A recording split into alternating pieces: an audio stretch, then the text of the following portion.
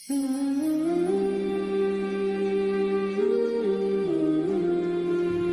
اللہ الرحمن الرحیم۔ جب حضرت صلی اللہ علیہ وآلہ وسلم غزوہ تبوک سے واپس تشریف لائے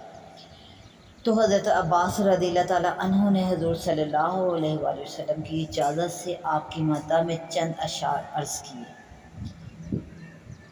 جن میں ذکر ہے کہ کشتی نوح کا طوفان سے بچنا اور حضرت ابراہیم علیہ السلام پر آتش نمرود کا گلزار ہو جانا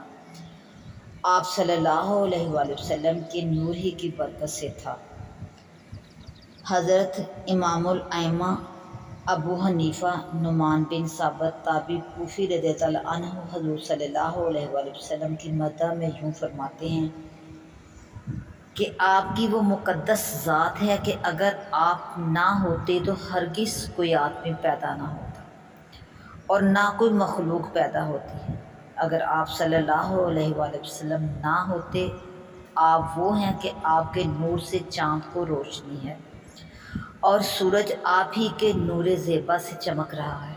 آپ وہ ہیں کہ جب آدم نے لویش کے سبب سے آپ کا وسیلہ پکڑا تو وہ کامیاب ہو گئے، حالانکہ وہ آپ کے باپ ہیں۔ آپ ہی کے وسیلے سے خلیل نے دعا مانگی تو آپ کے روشن نور سے آگ ان پر ٹھنڈی ہو گئی اور بجھ گئی، اور ایوب نے اپنی مصیبت میں آپ ہی کو پکارا تو اس پکارنے پر ان کی مصیبت دور ہو گئی، اور مسیح آپ ہی کی بشارت اور آپ ہی کی صفات حسنہ کی خبر دیتے اور آپ کی مدح کرتے ہوئے آئے۔ اسی طرح موسیٰ نے آپ کا وسیلہ پکڑنے والے اور قیامت میں آپ کے سبزہ زار میں پناہ لینے والے رہے، اور انبیاء اور مخلوقات میں سے ہر مخلوق اور پیغمبر اور فرشتے آپ کے جھنڈے تلے ہوں گے۔ جس طرح رسول کریم صلی اللہ علیہ وآلہ وسلم کا نور اظہر منبع انوار الانبیاء تھا، اسی طرح آپ کے جسم اطہر کا مادہ بھی لطیف ترین اشیاء تھا۔ حضرت کعب احبار رضی اللہ عنہ سے منقول ہے کہ جب اللہ تعالیٰ نے حضرت محمد صلی اللہ علیہ وآلہ وسلم کو پیدا کرنا چاہا تو جبرائیل کو حکم دیا کہ سفید مٹی لاؤ۔ پس جبرائیل جنت کے فرشتوں کے ساتھ اترے اور حضرت کی قبر شریف کی جگہ سے مٹھی بھر خاک سفید چمکتی دمکتی اٹھا لائے۔ پھر وہ مشت خاک سفید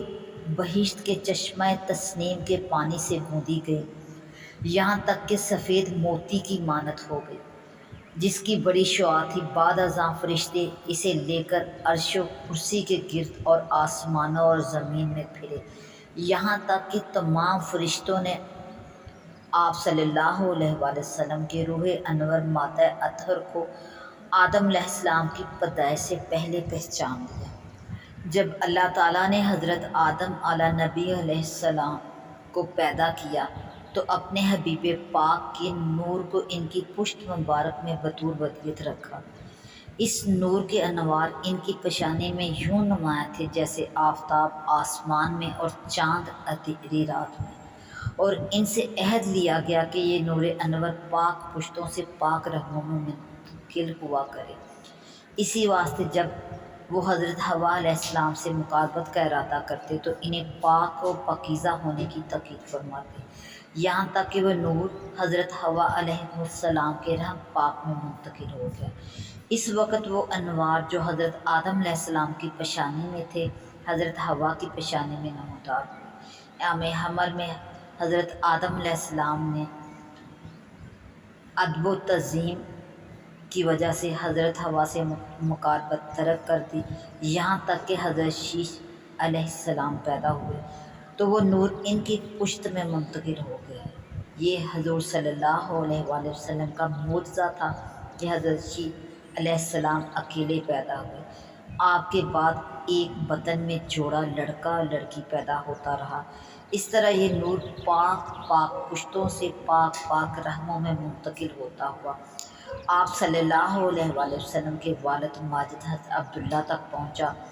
اور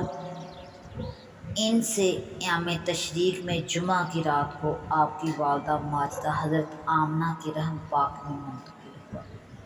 اسی نور کے پاک و صاف رکھنے کے لیے اللہ تعالیٰ نے حضرت کے تمام آباء و اجداد کو شرک و کفر کی نجاست اور زنا کی آلودگی سے پاک رکھے۔